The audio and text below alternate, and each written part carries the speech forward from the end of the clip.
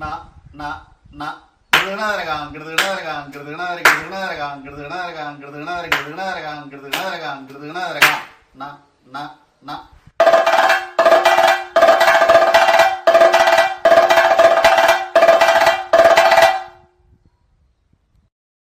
പഴയ കാലത്തിൽ നിന്നും കഥകളി ധാരാളം വ്യത്യാസങ്ങൾ വന്നിട്ടില്ലേ? അറിയ വ്യത്യാസം ആഹാരത്തിലും അല്ലെങ്കിൽ സംഗീതത്തിലും മേളത്തിലും. ഒന്നാമത് ഞാൻ പറയാം, ആഹാരം പറഞ്ഞവരോട് ഞാൻ പറയാം, തെറ്റ് മറ്റുള്ളവർക്കല്ലേ ഇത്.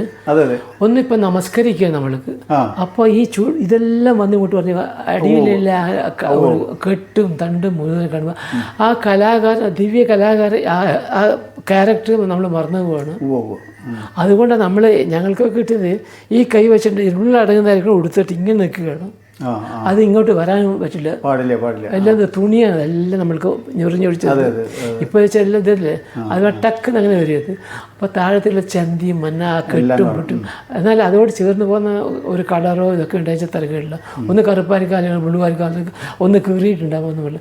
ആ ഇത്ര സുഖമായിട്ടുള്ള ആ കേശവാരം വെച്ച് മുഖം ഇത് കാണുമ്പം ഈ ചന്തിയൊക്കെ കാണിക്കുന്നത് കുറച്ച് വ്യത്യാസമുണ്ട്. അത് കുറച്ച് ഭേദപ്പെടുത്താമായിരുന്നു. ആ ദിവ്യത്വം പോകുന്ന അവിടെ ക്യാരക്ടറായി നമ്മൾ ഞാൻ പഴയ സൗന്ദര്യ സങ്കല്പത്തിൽ നിന്ന് ഏതെങ്കിലും തരത്തിലെ വ്യത്യാസങ്ങൾ വെച്ചാൽ മുമ്പുണ്ടായിരുന്ന വേഷങ്ങളുടെ സൗന്ദര്യത്തിൽ നിന്ന് ഇപ്പോൾ ധാരാളം മാറ്റങ്ങൾ വന്നിട്ടില്ലേ? ഇപ്പം ഈ പ്രശ്നം അവിടെ നിലനിൽക്കുന്നുണ്ട്. ഒന്ന് മുഖത്തെഴുത്ത് ചില നിലനിൽപ്പ് ഒരു ദ്രൗപദരുടെ എത്രയോ പ്രാവശ്യം വ്യത്യാസമുണ്ട്. പക്ഷേ ഇത് പിന്നെ എന്താ പറയുക, ഒരു പക്ഷിയായിട്ടോ സർപ്പമായിട്ടോ എല്ലാം കൊടുക്കുക, എല്ലാം ഒരു നന്നായിട്ടുണ്ട്. പക്ഷെ സിംപ്ലിസിറ്റി എന്ന് പറയുന്നത് അതിനെ സജസ്റ്റ് എന്ന് പറയും ഇംഗ്ലീഷിൽ. അതിനെ മാത്രം കൊടുക്കുക. അത് വെച്ചിട്ട് നമ്മളെ ആക്ഷനിൽ നമ്മൾ അതിനെ വിപുലീകരിക്കണം. അതാണ് നമ്മൾക്ക് ഉണ്ടായിരുന്നത്. വന്നിട്ടുണ്ടായിരുന്നത് ചെറുപുരികം ഒരു ഇത് മാത്രം ഇതെല്ലാം പോയി. അപ്പോൾ മുഖത്ത് എന്താണ് നടക്കുന്നത് നമ്മൾക്കറിയില്ല. മുഖം കൊണ്ട് എന്ത് ചെയ്യുന്നറിയാം. ഈ കളർ കൊണ്ടാണ് അതിൻ്റെ ഒരു ഇതെല്ലാം പോയി പോകുന്നത്. അത് ഡ്രാമ, ഒരു സോഷ്യൽ ഡ്രാമ അത് വരെ. ഇത് നമ്മൾ ആക്ഷൻ, നമ്മുടെ കണ്ണും ഈ ഇതെല്ലാം പോയി ചലനമൊക്കെ ഇതിലെ പിടിച്ചു പോകുന്നുണ്ട്. അത് ഞാനിപ്പോൾ പറഞ്ഞത് ഒന്നും നടക്കാൻ പോകുന്നതല്ല പറയുന്നത്. നമ്മൾക്ക് അതിനെ കണ്ട് പഴകിപ്പോയി. അങ്ങനെ ആ പഴയ സമ്പ്രദായം കൊണ്ട്, പഴയ സമ്പ്രദായം തന്നെ 3 മണിക്കൂർ ചൊട്ടി കുത്താനിരുന്ന് അരി മാത്രം വെച്ച് കുത്തിയിട്ട് എത്രയായിരിക്കും കുത്തി കിട്ടുന്നത്. ഇപ്പോൾ അത് 3/4 മണിക്കൂർ കൊണ്ട് ചൊട്ടി കഴിയുന്നുണ്ട്, ഇല്ലേ? അപ്പോൾ അതേപോലെ തന്നെ അതിൻ്റെ ഭംഗിയും പോലെ തന്നെയാണ്. അത് പൊട്ടിപ്പോവില്ല, അത് കൃത്യമായി നിൽക്കുക. അത് ഒരു നമുക്ക് ചൊട്ടി കഴിഞ്ഞ് എണീക്കുമ്പോഴേക്കും അതിന് മാറിപ്പോകും, നമ്മൾ കണ്ടുപിടിക്കുക. അതേപോലെ പിന്നെ അനാവശ്യമായിട്ടുള്ള ഈ കളറും മറ്റതൊക്കെ വെച്ചിട്ട് മുഖത്തിന് തന്നെ മാറ്റുക. അമിതമായ തേപ്പുകൾ, വരകൾ, കളറുകൾ ഇത് നമ്മൾക്ക് ആവശ്യമോ അത് വെച്ചിട്ട് അതിൽ നിന്ന് നമ്മൾ അഭിനയം കൊണ്ട് നമ്മൾ അതിനെ വിപുലീകരിക്കണം. അത്തരത്തിലിപ്പോൾ കുറച്ചുകൂടി കൂടുതലായിട്ട് പറഞ്ഞാൽ ഇപ്പോൾ എന്താ നക്രതുണ്ടിയുടെ നണം വരുമ്പോൾ ധാരാളം പറമ്പ് നിറയെ പന്തം കത്തിച്ച് ഒരു കാലത്തന്നെ ഇതൊക്കെ വെച്ചിട്ട് രണ്ട് ചൂട്ട് മാത്രം വെച്ചിട്ടുണ്ടായി, പന്തം വെച്ചിട്ടുണ്ടാവും. നരസിംഹം വരുമ്പോഴൊക്കെ അത് ഡ്രാമ എലിമെൻ്റ് ആണത്. നമ്മൾ ചെയ്യുന്നതന്നെ ഡ്രാമയാണ്. അപ്പോൾ നമ്മൾ നടിച്ചു കേട്ടു, അത് മാത്രമല്ല ഇതെല്ലാം അലങ്കാരം, ആഹാരാഭിനയം ഒരളവിൽ ഒരു അമിതമായി പോയിട്ടെന്ന് വെച്ചാൽ അത് ഇല്ല. മിതമായിട്ടത് ആൾക്കാർ രാക്ഷസ നമ്മൾക്ക് ഇത് കൊടുത്തിട്ടുണ്ട്, രാക്ഷസീന് ഇത് കിട്ടുന്നില്ല. അത് പിന്നെ എന്തൊക്കെയോ ചെയ്ത് ഇങ്ങനെ കൊടുക്കുക. അത് കാണുമ്പോൾ അത് ഫേസ് നമ്മൾക്ക് ഐഡൻറ്റിഫൈ ചെയ്യാൻ പാടില്ല. ഒരു വേഷം കിട്ടിയാൽ ആരാണ് വ്യക്തി നമുക്ക് മനസ്സിലാക്കാൻ പാടില്ല, അത് വാസ്തവമാണ്. പക്ഷെ അതിനനുസരിച്ചിട്ട് ആ കഥയോട് ചേർന്നില്ല പോകാതെ ഒരു ഇത് തോന്നുന്നു നമ്മൾക്ക്. ഇപ്പോൾ കല്ലടിക്കോടൻ ചിട്ടയിൽ ആ ചിട്ട മാത്രം ചെയ്തുകൊണ്ടിരിക്കുന്ന ഏതെങ്കിലും കലാകാരന്മാരുണ്ടോയെന്ന് അറിയോ? വളരെ ദുർലഭമാണ്, വളരെ ദുർലഭം, ഒത്തിരിമില്ല. ഇപ്പോൾ അച്ഛൻ്റെ കൂടെയൊക്കെ ഉണ്ടായിരുന്ന, അല്ലെങ്കിൽ അതിനേക്കാൾ ഉണ്ടായിരുന്ന അച്ഛൻ്റെ ഒക്കെ ഉണ്ടായിരുന്ന ഈ കനാകണ്ണനേരമൊക്കെ ആ കാലത്തുണ്ടായിരുന്ന ആൾക്കാരല്ലേ? അതെ. എന്നോട് പറഞ്ഞിരിക്കുന്നത് ജനാർദ്ദൻ എന്തിനാണ് അവിടത്തേക്ക് അയക്കുന്നത്, കൃഷ്ണൻ്റെ അടുത്തേക്ക്. ഞാൻ പഠിപ്പിച്ചു കൊടുക്കില്ല, ആശാൻ പഠിപ്പിച്ചു മാതിരിയെ ഞാൻ അച്ഛനോട് വന്ന് ദേഷ്യപ്പെട്ടിട്ടുണ്ട്. എന്തുകൊണ്ട് അദ്ദേഹത്തിന് ജനാർദ്ദനെ അങ്ങോട്ട് അയക്കും? വീട്ടിൽ വന്ന് എൻ്റെ മുമ്പെന്ന് പറയുന്നത്, നീ വാടാ ഞാൻ പറഞ്ഞു തരാമെന്നൊക്കെ പറയും. നീ പറഞ്ഞു കൊടുക്കുക എനിക്കറിയാം, പക്ഷേ ഞാൻ അവന് ചിലതൊക്കെ എനിക്ക് കൃഷ്ണനാരുടെ അടുത്ത് അവന് കിട്ടുന്നുള്ള എനിക്ക് അറിയാം. അതുകൊണ്ടായിരിക്കുന്നു അച്ഛൻ പറഞ്ഞ വേറെ വിധത്തിലാണ് കുടി എപ്പോഴും. അതുകൊണ്ടാണ് അത് പോയതായിട്ട്. അച്ഛനോട് തന്നെ ശകാരിക്കും വന്നിട്ട് ഒരു പ്രാവശ്യം വന്നിട്ട്, എന്താ വട്ടിയ വേഷം കെട്ട്, എന്താ ഇയാളെ കെട്ടേണ്ട വേഷം. അച്ഛനോട് അച്ഛൻ വളരെ വിഷമം വെച്ചു. ശരി ഞാൻ കെട്ടാം. എൻ്റെ അച്ഛനെ കൊണ്ട് കെട്ടിച്ചു ആ വേഷം. രൂപൻ കുടി വന്നിട്ടുണ്ട്. അപ്പം നേരത്തെ നമ്മൾ ചോദ്യം മുഴുവനാക്കിയില്ല. അതായത് എത്ര കാലം പിന്നെ തിരിച്ച് സ്കോളർഷിപ്പ് കഴിഞ്ഞിട്ട് കലാക്ഷേത്രത്തിൽ ഏത് കാലം മുതലാണ്? 66 മുതൽ എനിക്ക് ഇങ്ങോട്ട് വന്നു. 66 മുതൽ 62 എനിക്ക് സ്കോളർഷിപ്പ് കിട്ടി. 2 വർഷം ആശാൻ്റെ അടുത്ത് പോയി തിരിച്ച് വന്ന് സ്റ്റുഡൻറ്റ് ഒരു ഇതായി കിട്ടി. ഞാൻ പഠിക്കാൻ എനിക്ക് സ്കോളർഷിപ്പ് അത് ഇവിടെ കിട്ടിയത് മുമ്പേ 6 വർഷമായിരുന്നു ഡിപ്ലോമ കോഴ്സ്. അതിനുശേഷം 2 വർഷം പിന്നെ അഡ്വാൻസ് സ്റ്റഡി പോസ്റ്റ് 8 ആയി. പിന്നെ 2 വർഷം എനിക്ക് സ്കോളർഷിപ്പ്. അങ്ങനെ എത്രയായി? 10 വർഷമായി. ഒന്നുമില്ല. ഇപ്പോൾ 6 വർഷത്തോട് എല്ലാം കഴിഞ്ഞു പോകുന്നല്ല കൂടിയിട്ട് 10 വർഷം. അതിന് ശേഷം അച്ഛൻ പറഞ്ഞ് ആയില്ല, അവന് കൊടുക്കാനായില്ല എന്ന് പറഞ്ഞു. പക്ഷേ അത് അച്ഛനില്ല ഇവിടെ, എനിക്ക് കിട്ടി. അതിനുശേഷം 66 എനിക്ക് ടീച്ചേഴ്സ് പോസ്റ്റ് കിട്ടിയത്. അന്നത്തെ കാലമൊക്കെ നമ്മൾ പറയുകയാണെന്ന് വെച്ചാൽ ഇപ്പോൾ പുറത്ത് പറയാൻ പറ്റില്ല. ശമ്പളമൊക്കെ വളരെ ഒരു വ്യക്തി സമ്പാദിച്ചിട്ട് വേണം ഈ കലാക്ഷേത്രത്തിൽ. അന്ന് ഗവൺമെൻറ്റൊന്നും അത്ര ഇത് ഒരു ഫൈനാൻഷ്യൽ അസിസ്റ്റൻസ് ഒന്നും ഇല്ല, കൊടുത്തില്ല. സ്റ്റേറ്റ് ഗവൺമെൻറ് വല്ലതും കൊടുത്ത തുച്ഛമായത്. അപ്പോൾ അതുകൊണ്ട് വലിയ ആ സ്ത്രീ വളരെ കഷ്ടപ്പെട്ട് തന്നെ ഇതിനെ കൊണ്ട് അത് ഒരു പിന്നെ എല്ലാത്തിനും ഒരു തടസ്സം വന്നിരിക്കുന്ന സ്ത്രീക്ക്. എല്ലാവർക്കും ഒരു സപ്പോർട്ടും ഇല്ലാതെ ഒരു കാലം. കാരണം ഒരു ബ്രാഹ്മണ സ്ത്രീ ആയിരുന്നു. ഒരു ബ്രാഹ്മണ സ്ത്രീ ഇതിനൊക്കെ ഇറങ്ങി ചെയ്യാവോ? ഒരു ആരും ആസ്വദിക്കാതെ ഒരു കലയെ എടുത്തിട്ട് അതിനെ വളർത്താൻ വേണ്ടി നോക്കുക. അത് ദേവന്മാർക്ക് മാത്രം പ്രീതിപ്പെടുത്താൻ ഒരു പർട്ടിക്കുലർ ഒരു കാസ്റ്റാണ്. ആ ജാതിയിൽ നിന്ന് എടുത്ത് ചെയ്യാൻ പാടില്ല എന്ന് എത്രയോ കൊടി പിടിച്ചിരുന്നു. അതിനെല്ലാം തരണം ചെയ്തുകൊണ്ടാണ് ഈ സ്ത്രീ ഇന്ന് കലാക്ഷേത്രത്തിന് കെട്ടിപ്പടുത്ത് ഒരു 200 ഏക്കർ ഉണ്ടാക്കി, ഒരു 100 ഏക്കർ വെച്ച് ബാക്കി 100 ഏക്കർ വിറ്റ് അതുകൊണ്ടുള്ള കാശൊക്കെ കിട്ടി ഇവിടുത്തെ ബിൽഡിങ്ങും മറ്റേ ഇതൊക്കെ കെട്ടിയിട്ട് ഇന്ന് ഇങ്ങനെ അത് വളരെ സുലഭമായി ഗവൺമെൻറ്റിന് വിട്ടുകൊടുത്തു. അത് നോക്കി നടത്താനൊരു ആൾക്കാരില്ല ഉണ്ടായത്. അതിന് വേറെ വിധത്തിൽ എന്തൊക്കെയോ നടന്നിരിക്കുന്നത് അപ്പോൾ അത് പുറത്ത് പറയാൻ പാടില്ല. ഗവൺമെൻറ്റിലേക്ക് എത്തി കൊടുക്കേണ്ട ഒരു സാഹചര്യം ഉണ്ടായിരുന്നു. പാടില്ല എന്ന് വിചാരിച്ചു. അതിപ്പോൾ ഏത് വർഷത്തിലാണത്? 93 93 കൊടുത്തു. 93 ഗവൺമെൻറ് കൊടുത്തു. ശരി. അപ്പോൾ ഞങ്ങൾ പിന്നെ ഈ ടീച്ചേഴ്സായിട്ട് വർക്ക് ചെയ്തവരൊക്കെ ആനുകൂല്യങ്ങളൊക്കെ നമുക്ക് നഷ്ടപ്പെട്ടു. ഇവർക്ക് കിട്ടേണ്ട ആനുകൂല്യങ്ങളും 93 മുതലേ ഞങ്ങൾക്ക് കിട്ടിയിട്ടുള്ളൂ. ബാക്കി എല്ലാ ആൾക്കാർക്കൊക്കെ ഇപ്പോൾ വന്ന ആൾക്കാർക്ക് ആദ്യം തൊട്ട് അവർ എപ്പോൾ തുടങ്ങിയിരിക്കുന്നു ആ ഒരു ബെനിഫിറ്റൊക്കെ കിട്ടും, റിട്ടയർമെൻറ്റ് ബെനിഫിറ്റ്. അത് ശരി. അപ്പോൾ 68 ചേർന്ന ആൾക്കാർക്ക് 93 വരെയുള്ള ആനുകൂല്യങ്ങളൊന്നും കിട്ടിയില്ല. ഇല്ല. 93 സർവീസുള്ള ആൾക്കാർ അത് മുതലേ ഇപ്പോൾ കിട്ടുന്ന ഇവർക്കൊക്കെ കുഴപ്പമില്ല. ഇപ്പോൾ സാലറിന് 1,00,000 മേലെ ഓരോ ആൾക്കും. അപ്പോൾ നമ്മൾക്കത് പ്രതീക്ഷിക്കുന്നില്ല. ഞങ്ങൾ അതും കിട്ടിയില്ലെന്ന് ഒരു മനസ്സിന് വേവലാതി ഉണ്ടാകും. പക്ഷേ ഇല്ല, ഇപ്പോൾ അതിനെപ്പറ്റി ചിന്തിച്ച് കാര്യമില്ല. അത് അന്നത്തെ കാലം, ഇത് ഇന്നത്തെ കാലം. ഒന്നും പറ്റില്ല. സാഹചര്യത്തിനനുസരിച്ച് മാറുക നമ്മൾ. അപ്പോൾ പക്ഷേ അന്നത്തെ കാലത്ത് നമ്മൾ കലയ്ക്ക് വേണ്ടി ധാരാളം പ്രയത്നങ്ങൾ ചെയ്തിട്ടുണ്ട്. അത് ഇപ്പോഴെടുക്കുന്നില്ല, കണക്കിലെടുക്കുന്നില്ല. ഞാൻ പറയുന്നത് അതാണ്. എനിക്ക് വയസ്സായി നീ പുറത്ത് പോകണം, നിൽക്കാൻ പാടില്ല. വയസ്സായത് കൊണ്ട് നമ്മൾ ഇന്നും അത് ആ പഴുത്ത രസം നമ്മൾ മനസ്സിലുണ്ട്. അത് മറ്റുള്ളവർക്ക് പകർന്നു കൊടുക്കണം. നമ്മൾ പോകുന്നതിന് മുമ്പേ എന്നുള്ളതാണ് നമ്മുടെ ഒരു മനോവ്യഥ. അത് മനസ്സിലാക്കാത്ത ചില എന്താ പറയുക, ഒന്നും കലയോട് യാതൊരു വിധത്തിലും ഒരു ആസ്വാദനം ഇല്ലാത്ത ജന്തുക്കൾ. അവർക്കറിയില്ല, ഇത് ഗവൺമെൻറ് ആയാലും നിൽക്കില്ല. പക്ഷേ ആ സ്ഥാപനത്തോട് ചേർന്നിരിക്കുന്ന സമയത്ത് നമ്മൾ കിട്ടിയ അനുഭവങ്ങൾ വരുന്ന ഇപ്പോഴത്തെ കുട്ടികൾക്കും മറ്റുള്ള ആൾക്കാർക്കും പകർന്നു കൊടുക്കണം. എങ്കിൽ മാത്രമേ ആ സ്ഥാപനത്തിൽ പഠിച്ച ആ കലയോട് നമുക്ക് തീർച്ചയായിട്ടും ഇതാണ് അതിലൊരു മനസ്ഥിതി ഉണ്ടെങ്കിലേ നമുക്ക് ആ കലയും നിലനിൽക്കുള്ളൂ. നമുക്ക് ഒരു കുട്ടിക്കൊരു ആ സ്ഥാപനത്തിൽ ഇപ്പോൾ സ്ഥലപുരാണം എന്ന് പറയുന്നത് അമ്പലത്തിൽ പോയിട്ട് അത് സ്ഥലപുരാണം ഉണ്ട്. അതെങ്ങനെ ഇത് വന്നു, എന്തുകൊണ്ട് ഇവിടെ അവിടുത്തെ ഏതാണ് സ്ഥാപനം, അവിടുത്തെ മൂർത്തി അവിടുത്തെ എപ്പോൾ സ്ഥാപിച്ചു, ഇതൊക്കെ അറിയണ്ടേ. ആൾക്കാരുണ്ടാവും, ചില ആൾക്കാർ വന്നിട്ട് പോയിട്ട് നമസ്കാരം മേടിച്ച് പോകുന്ന, പക്ഷേ ചില ആൾക്കാർ എല്ലാം അറിയണം എന്നുള്ള ഒരു ആ മനസ്സോടുകൂടി വരുന്ന കുട്ടികൾക്ക് നമ്മൾ തീർച്ചയായും പറഞ്ഞു കൊടുക്കണം. ഇല്ലെങ്കിൽ അവർ പോകുന്ന സമയത്ത് നമുക്ക് 0 മാർക്കാണ്. ഒരു താത്ത ഇത്ത മാത്രമേ അറിയുള്ളൂ. ഇത് അല്ല, അതെങ്ങനെ ഉണ്ടായി, അവർ എത്ര കഷ്ടപ്പെട്ട് ഈ വിധത്തിൽ കൊണ്ടുവന്നു, ആ രൂപം നമ്മൾക്ക് പറഞ്ഞു തരുന്നതിന് അവർ പോയി. എങ്കിലും ആ രൂപം നമ്മൾ മനസ്സിൽ ഇന്നും ഉണ്ട്. ഇതെങ്ങനെയല്ല നിങ്ങൾ ചെയ്യുന്നത്. ഒരു ഭരതനാട്യത്തിൽ ഞങ്ങൾ പഠിച്ചതൊക്കെ കാല് വെച്ച് ഇത് തൂക്കി വെക്കുക, എന്നിട്ട് വെക്കുക. ഇത് നമ്മൾ ഭരതനാട്യത്തിൽ പഠിച്ചു. ഇപ്പോൾ തെയ്യാതെ കണ്ണുമില്ല, വളവുമില്ല, ഒന്നുമില്ല. നമ്മുടെ ശരീരം തന്നെ ഒരു അർദ്ധചന്ദ്രാകൃതിയിൽ പോകണം. അത് കാല് തേച്ച് പോകണം, അപ്പോൾ തൂക്കി വെക്കണം. ഇത് മുത്ര വന്നെങ്കിൽ ഒരു അടവാവുള്ളൂ. അത് മണ്ഡലങ്ങളാണ്. ചില മണ്ഡലങ്ങളൊക്കെ ചേർത്ത് വെച്ചാൽ മാത്രമേ ഒരു അടവാവുള്ളൂ. അതുകൊണ്ട് ഈ അടവ് എന്ന് പറഞ്ഞാൽ എല്ലാം ചേർന്നിരിക്കുന്നത് ഒരടവ്. എത്ര അക്ഷരങ്ങൾ ചേർന്നൊരു ഒരു വാക്കാകുള്ളൂ അല്ലേ. ഇപ്പോൾ A ഫോർ ആപ്പിൾ എന്ന് പറഞ്ഞ് അതിൽ A stands for apple, APPLE. അപ്പോൾ ഒരർത്ഥം കിട്ടും. ആപ്പിളിൽ നിന്നൊരു പഴമാണ് കിട്ടുന്നത്.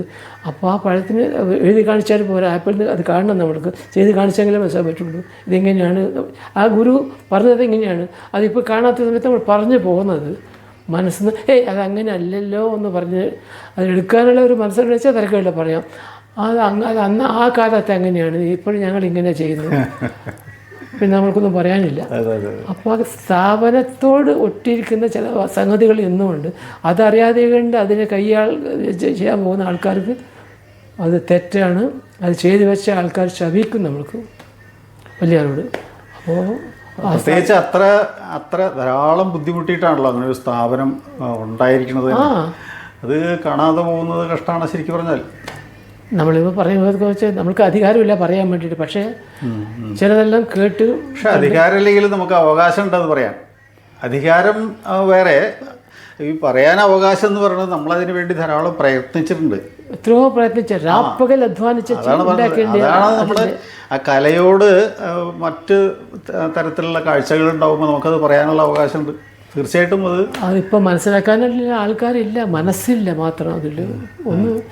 ഇപ്പം എന്താ വെച്ചാൽ ഇത് പഠിക്കണം, ഒരു 2-3 തട്ടടവ് പഠിച്ച് മാത്രമേ പോയി മറ്റുള്ള കുട്ടികൾക്ക് അത് പറഞ്ഞു കൊടുക്കണം. അത് അപ്പോൾ ഒരു ഗുരു എന്നുള്ള അർത്ഥം എൻ്റെ ഗുരു ആരാന്ന് പറയും. ഒരു അടവ് മാത്രം പഠിച്ചു കൊടുത്താൽ ഗുരുവായി തീരുമോ? അതിനെ തന്നെ ഒരു അടവിനെ മനസ്സിലാക്കാൻ നമ്മൾ എത്ര നാളുകൾ എടുത്തിട്ടുണ്ട്. ഒരു ടീച്ചർ വന്നിട്ട് നമ്മൾ ചെയ്ത് കാണിച്ചില്ല. അച്ഛൻ തന്നെ ഒരു കാലത്ത് നമ്മൾ കുഴഞ്ഞിട്ട് ഈ കാല് വെച്ച് കാല് കുടച്ചിട്ട് ഈ കത്തി പോലെ കാല് വീശണം. അപ്പോൾ നമുക്ക് 2 കുത്തുകാലെന്ന് പറഞ്ഞാൽ 2 ശബ്ദം ശരിക്കും അത് കിട്ടിയില്ലെങ്കിൽ കാല് വേദനിക്കും. അത്ര കഷ്ടപ്പെട്ട് അവിടെ വന്ന് ഇരിക്കുക വയസ്സായ കാലത്ത് കാലിൽ വീഴുന്നുണ്ട്. അത് ചെയ്യണം. ചിലതെങ്കിലും കുത്തിയാൽ കുത്തുകാല് ചെയ്യണത്.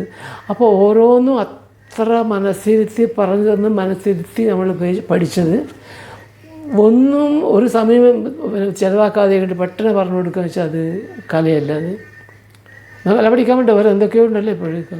പക്ഷേ ഇതാണ് കല എന്ന് പറഞ്ഞിട്ട് ചിലതുള്ളതുകൊണ്ട് നമ്മൾ അതുകൊണ്ട് ശാസ്ത്രം നമ്മൾക്ക് പറഞ്ഞത് എന്താ പറയുന്നത്, ഇത് നമ്മുടെ ഇന്ത്യൻ കൾച്ചറാണ്. നമ്മൾ ഇത് കേരള അല്ല നമ്മൾ ഇന്ത്യൻ ഭാരതീയ ശാസ്ത്രീയ നൃത്യമോ സംഗീതമോ അത് അടിസ്ഥാനരഹിതമല്ല, അടിസ്ഥാനത്തോടു കൂടെ ഉണ്ടാക്കി വലിയവരുടെ കയ്യിൽ നിന്ന് നമ്മൾ കിട്ടിയ ഒരു വലിയൊരു ധനമാണത്. വെറുതെ കഴിഞ്ഞ ജന്മത്തിൽ ഒരു അങ്ങനെ ചിന്തിക്കുമ്പോൾ ഈ കല്ലടിക്കോടൻ സമ്പ്രദായത്തിലുള്ള കഥകളിയുടെ ചില മുദ്രകൾ, അടവുകൾ, അഭിനയങ്ങൾ ഇതൊക്കെ ഇപ്പോൾ ചേർത്തുകൊണ്ടാണ് നമ്മൾ ഡാൻസ് ഡ്രാമ എന്ന് രൂപീകരിച്ചിരിക്കുന്നത്. ഈ കാലത്തിൻ്റെ മാറ്റം കൊണ്ട് ഈ കഥകളിയുടെ അംശം ഇങ്ങനെ കുറഞ്ഞു വരുന്നുണ്ട് തോന്നുന്നുണ്ടോ? ഇപ്പോൾ തോന്നുന്നുണ്ട് എനിക്ക്. കാരണം അതിൻ്റെ ആ ബേസിക് ഇല്ലല്ലോ എപ്പോഴും. ഈ കുട്ടിപ്പള്ളി ചെയ്യുന്ന കുട്ടികൾക്ക് ആ ബേസിക് ഇല്ല. അത് ശരി. അപ്പോൾ അത് ലൈറ്റ് ഇപ്പോൾ നിന്നിട്ട് ദിത്തത്തെ ചെയ്യാൻ പറ്റില്ല. നമ്മൾ മുട്ടുമടക്കിയിട്ട് ദിത്തത്തെന്ന് എഴുതുന്നത് അത് കഥകളിയാണ്. അപ്പോൾ അങ്ങനെ വരുന്ന സമയത്ത് നമ്മൾ ആ സമയത്ത് ആ അടവിന് ഒരു മാറ്റവും വരുത്താതെ കൊണ്ട് ചെയ്തത് അതോടെ ഭരതനാട്യം ചേർന്ന് പോകുന്ന. ഇപ്പോൾ അവർ അരമണിയിരിക്കുന്നത് നമ്മൾ അവിടെ നിന്ന് ചെയ്യുന്നത്, അപ്പോൾ ചേർന്ന് പോകുന്നത്. അത് ഇപ്പോൾ നമ്മൾ നിന്നിട്ട് ചെയ്യുന്നത് വെച്ചാൽ അത് കാരണം ഫുട്ബോൾ അടിക്കുന്നവരെ പോകും. അപ്പോൾ നമ്മൾ ഇതിൻ്റെ ചൊല്ലുകളുടെ ചില വ്യത്യാസങ്ങൾ ഉണ്ടെന്ന് നേരത്തെ പറയണ്ടായല്ലോ.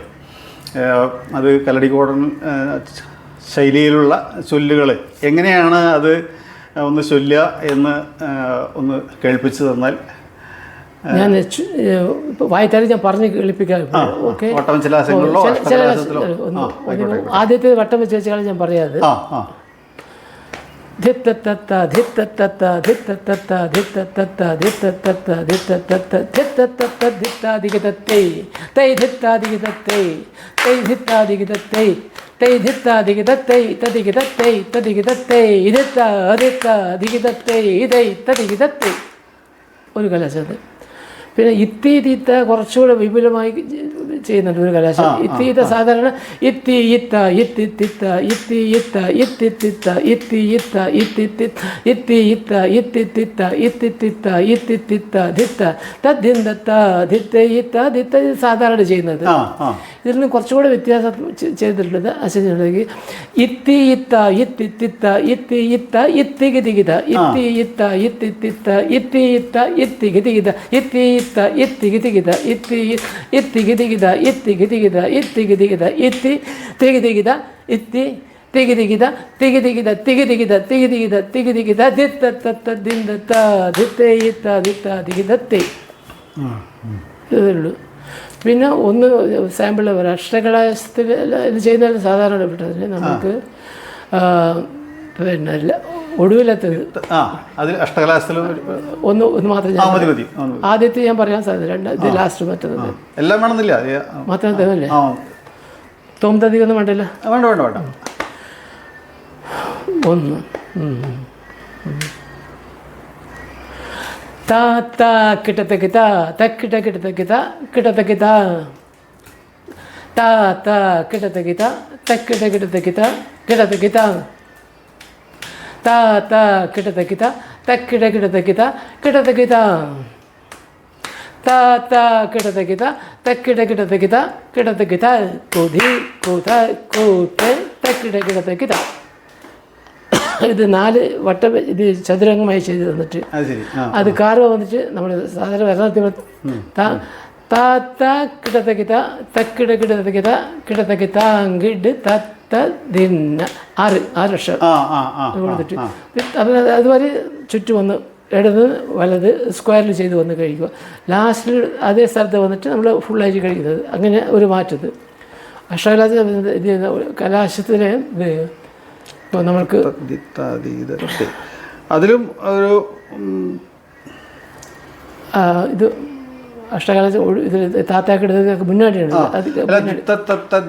അല്ല അതിലിപ്പോൾ നേരത്തെ ഒരു വ്യത്യാസമുള്ളത് പറഞ്ഞല്ലോ. അത് ധീക്കീത്ത ധീക്കീത്ത തേയ്, ആദ്യത്തേത് തേയ് ദിതാതും തേയ് ദിതാതും തേയ് ദിതാതും തേയ് ദിതാതും തേയ് ദിതാതും തേയ് ദിതാതും തദ്ധിന്തത്താകൃതക തേയ് തദ്ധിന്തത്താകൃതക തേയ് തദ്ധിന്തത്താകൃതക തേയ് താകൃതക തേയ് തദ്ധിന്തത്താകൃതക തേയ് താകൃതക തേയ് തദ്ധിന്തത്താകൃതക തേയ് താകൃതക തേയ് താകൃതക തേയ് തദ്ധിന്തത്താകൃതക തേയ് താകൃതക തേയ് താകൃതക തേയ് തദ്ധിന്തത്താകൃതക തേയ് താകൃതക തേയ് തദ്ധിന്തത്താകൃതക തേയ് താകൃതക തേയ് തദ്ധിന്തത്താകൃതക തേയ് തദ്ധിന്തത്താകൃതക തേയ് തൈ തൈ ധി തൈ തൈ തൈ ധി തൈ ധി ധി തൈ ധി ധി ധി തൈ ധി ധി ധി തൈ ധിത്താദിഗത തൈ ധി തൈ ധി ധി തൈ ധി ധി ധി തൈ ധി ധി ധി തൈ ധി തൈ തൈ തൈ ധി തൈ ധി ധി തൈ ധി ധി ധി തൈ. അത് ലാസ്റ്റ് ഇട്ടത്. അപ്പോൾ ഇങ്ങനെ തെക്കൻ ചിട്ടയായിട്ട് അല്ലെങ്കിൽ കപ്ലിങ്ങാടൻ ചിട്ടയായിട്ട് ധാരാളം സാമ്യങ്ങൾ ഈ കല്ലടിക്കോടൻ ചിട്ടകൾക്ക് ധാരാളമുണ്ട്. ഇപ്പം അത് പറയുകയാണെന്ന് വെച്ചാൽ ഞാൻ എന്താ ഒരു ഇംഗ്ലീഷിൽ പറഞ്ഞ ബോസ്റ്റ് ചെയ്യുന്ന നമുക്ക് ഈ സമ്പ്രദായത്തിൻ്റെ നമ്മൾ ഇതില്ല ഇത് ഞാൻ വലിയവനാണ് ഈ കല്യാണം അങ്ങനെയല്ലേ എല്ലാത്തിൽ നിന്നും ഒരു വഴിയുണ്ടല്ലോ ഇപ്പം. അതെ അതെ. അതിൽ നിന്ന് വന്നതാണെന്ന് എല്ലാവരും വിശ്വസിക്കുക. അച്ഛൻ ഇപ്പോൾ പറഞ്ഞു തന്നെയാണിത്. കല്ലടിക്കോടൻ സമ്പ്രദായമാണ് ഇപ്പം നമ്മൾ കാണുന്ന കല്ലുവഴി സമ്പ്രദായത്തിൻ്റെ ഇത്. അപ്പോൾ അതുകൊണ്ട് അതിൽ ഇത് മോശമൊന്നുമല്ല, അത് മോശമൊന്നുമല്ല. ഒന്നുണ്ടാവണം എന്തെങ്കിൽ മാത്രമേ അതിൽ നമ്മൾ അത് സമയം കാണിക്കാൻ പറ്റുള്ളൂ. അങ്ങനെ ആചാര്യന്മാർ എന്തൊക്കെ നമ്മൾക്ക് ഉണ്ടാക്കി തന്നിരിക്കുന്നു. ഇത് സമുദ്രമാണ്, ഇത് നമ്മൾ അതിൽ നിന്ന് ഒരു കുമ്പിൾ മാത്രമേ ഉള്ളൂ, വേറൊന്നുമില്ല. വരെ തെറ്റും ഒന്നിനുണ്ടെങ്കിൽ ക്ഷമിക്കുക. ഇത് അച്ഛൻ പഠിച്ചത് ചില ഓർമ്മകളുണ്ട്, ദേഹത്തിൽ എണീച്ച് ചെയ്ത് കാണിക്കാൻ ആഗ്രഹമുണ്ട്. പക്ഷേ ഒരു കാലം വന്നിട്ട് ചെയ്ത് കാണിക്കാം. തമിഴ്നാട്ടിൽ നിന്ന് കേരളത്തിലേക്ക് വല്ലപ്പോഴും വരണം തന്നെയാണ് എനിക്ക് പറയാനുള്ളത്. ഇനി അച്ഛൻ അടുത്ത പ്രാവശ്യം പുള്ളി വല്ലതുകൊണ്ട് വെച്ചാൽ വേറെ എന്തൊക്കെയോ ഉണ്ട് ചോദിക്കും. കഴിഞ്ഞ വർഷമോ 50 വർഷമോ ഇരിങ്ങാലക്കുടയൊക്കെ വരുന്നുണ്ടായില്ലേ? അല്ലേ? എങ്ങനെയും ഇത്ര കാലത്തെ ഈ കലാജീവിതത്തിനിടയ്ക്ക് ഏതൊക്കെ വിദേശ രാജ്യങ്ങളിൽ, എല്ലാം പറയാൻ ധാരാളം പോയിട്ടുണ്ടാവും, എന്നാലും ധാരാളം പോയിട്ടുള്ള ചില അനുഭവങ്ങൾ, വിദേശയാത്രകളിൽ ഈ നൃത്തനാടകങ്ങളോ മറ്റ് കലാപരിപാടികളോ അവതരിപ്പിച്ച അനുഭവങ്ങൾ, ഓർമ്മകളൊന്ന് പങ്കുവച്ചാൽ സന്തോഷം. ഞാൻ ഈ സ്ഥാപനത്തിൽ വന്നതിന് ശേഷം ഈ സ്ഥാപനത്തെ സ്ഥാപിച്ചെടുത്ത രുക്മിണി ദേവി എന്നെ സ്വന്തം മകനെ പോലെ വളർത്തിയെടുത്തു എന്ന് മാത്രമേ ഞാൻ പറയാൻ പറ്റുള്ളൂ. എനിക്ക് ലോകം മുഴുവൻ സന്ദർശിച്ച് കാണാനുള്ള ഒരു ഭാഗ്യമുണ്ടായി. അമ്മയുടെ കൂടെയും പോകാനുള്ള ഒരു ഭാഗ്യമുണ്ടായിരുന്നു. നൃത്തനാടകമോ അല്ലെങ്കിൽ മറ്റുള്ള കലകൾ ഇത് പ്രദർശിപ്പിക്കുവാനോ ഇതൊക്കെ അമ്മ കൂടെ ഉള്ളപ്പോഴും പോയിരിക്കുന്നു. ഓസ്ട്രേലിയ ഒരു 4 മാസം കണ്ടിന്യൂസ് ആയിട്ട് ചേർന്നിട്ടുണ്ടായിരുന്നു. അവിടെ ഒരു 85 കച്ചേരി പ്രോഗ്രാം നമ്മൾ ചെയ്തിരുന്നു. എൻ്റെ ഹോൾ ഓഫ് ഓസ്ട്രേലിയ പോയിട്ട് അമ്മയുണ്ടായിരുന്നു. 65 പോകാൻ പറ്റിയിരിക്കുന്നു. അതൊരു വലിയ ഇതാണ്. എല്ലാ രാജ്യങ്ങളും കാണാൻ പറ്റി. ഒന്ന് വെച്ചാൽ ജപ്പാനിൽ പോയിട്ട് ബാക്കി എല്ലാ സ്ഥലത്തും പോയിട്ടുണ്ട്, എല്ലാം കണ്ടിട്ടിരിക്കുന്നത്. അപ്പോൾ അതല്ലാതെ കൂടെ എൻ്റെ മനസ്സിൽ ഇന്നും ഒരു എന്താ പറയുക, അത് വളരെ പച്ചയായി നിൽക്കുന്ന ഒരു പുതുമയായി നിൽക്കുന്ന ഒന്ന്. പുതുമ എന്ന് പറഞ്ഞാൽ തമിഴായിരിക്കും, അത് എന്താ അറിയില്ല. അത് പ്രത്യേകിച്ച് അതിന് പറയാന്ന് വെച്ചാൽ അമ്മയുടെ പോലെ എനിക്ക് ഒരു പ്രാവശ്യം റഷ്യയിൽ പോകാൻ വേണ്ടി ഒരു സന്ദർഭം ഉണ്ടായിരുന്നു. അവരുടെ ഇൻ്റർനാഷണൽ ബാലെ ഫെസ്റ്റിവൽ നടന്നിരുന്നു 1981. അപ്പോൾ ഇന്ത്യയെ റെപ്രസെൻ്റ് ചെയ്തത് അമ്മയായിരുന്നു, രുക്മിണിയമ്മായിരുന്നു. അപ്പോൾ കൂടെ ഇവിടെ എത്രയോ ആൾക്കാരുണ്ട്, എന്നെക്കാളും മുതിർന്നവരുണ്ടായിരുന്നു, വലിയ വലിയ ഒക്കെ ഉണ്ടായിരുന്നു. അമ്മ എനിക്ക് വന്ന് ജനാർദ്ദൻ, നീ എന്നോട് വരപ്പോരെ തമിഴിൽ പറഞ്ഞു, നീ എൻ്റെ കൂടെ വരണം, ഞാൻ റഷ്യക്ക് പോകുന്നുണ്ട്, അവിടെ ബാലെ അതിൻ്റെ ജഡ്ജി ആയിട്ട് ഞാൻ പോകണം. അങ്ങോട്ട് എനിക്ക് കൈകാലം ഓടുന്നില്ല, ഞാൻ എങ്ങനെ പോവുക, ഈ സ്ത്രീയുടെ കൂടെ ഞാൻ താമസിക്കുക. പോയപ്പോൾ അമ്മ പറഞ്ഞു, നീ പേടിക്കേണ്ട, എൻ്റെ കൂടെ വന്നാൽ മതി, ഞാൻ എൻ്റെ കൂടെ. അവിടെ പോയി ഒരു 10-15 ദിവസം അവിടുത്തെ വലിയൊരു ഹോട്ടലുണ്ടായിരുന്നു, റോസിയ ഹോട്ടൽ എന്ന് പറഞ്ഞാൽ. അവിടെ 6000 റൂമാണ് ഒരു ഹോട്ടലിൽ. അത് ഏത് വഴി കൂടെ പോകണമെന്നും അറിയില്ല. അപ്പോൾ അവിടെ പോയി രാവിലെ തൊട്ട് കാലത്ത് തൊട്ട് വൈകുന്നേരം അവിടെ അത് കഴിയുന്നത് വരെ അമ്മയുടെ കൂടെ തന്നെ എനിക്ക് മുമ്പിൽ തന്നെ ഒരു ഇന്ത്യൻ ഫ്ലാഗ് അമ്മ റെപ്രസെൻ്റ് ചെയ്യുന്നു. അവർ കൂടെ തന്നെ ഇരിക്കാനുള്ള ഒരു മഹാഭാഗ്യം. അത് ബോൾഷാ തിയേറ്റർ, എവിടെ നോക്കിയാലും ചുവന്ന കമ്പിളി, എവിടുന്ന വരുന്ന ലൈറ്റ് വന്ന് കാണാൻ പറ്റില്ല. അങ്ങനെ ഒരു ലോകത്ത് അതിനെ ഞാൻ കമ്പയർ ചെയ്യാൻ, വേറെ ഒന്നും കമ്പയർ ചെയ്യാൻ പറ്റില്ല. നമ്മൾ അത് കണ്ടതായിരിക്കും, പക്ഷേ ഇന്ന് വേറെ എന്തൊക്കെ വന്നിട്ടുണ്ടാകും. പക്ഷെ അത്ര ഒരു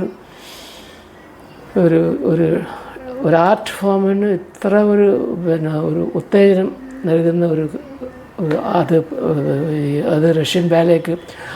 കാരണം അമ്മയ്ക്ക് കിട്ടിയത് അന്നാ പവ്ലോവ ആദ്യം അമ്മ സംസാരിച്ച് എനിക്ക് നിങ്ങളെ ഡാൻസിന് വല്ല പഠിക്കണമെന്ന്. അത് ഓസ്ട്രേലിയക്ക് പോകുന്ന സമയത്ത് വഴിയിൽ സമുദ്രത്തിൽ അതിൽ ആ കടയിൽ കപ്പലിൽ വെച്ച് തൻ്റെ ഭർത്താവായിട്ടുള്ള അരുണ്ടേലുണ്ടായിരുന്നു കൂടെ. അമ്മയൊക്കെ ഇൻട്രൊഡ്യൂസ് ചെയ്ത് അപ്പോൾ പറഞ്ഞു, എനിക്ക് എത്ര വയസ്സായിച്ചു?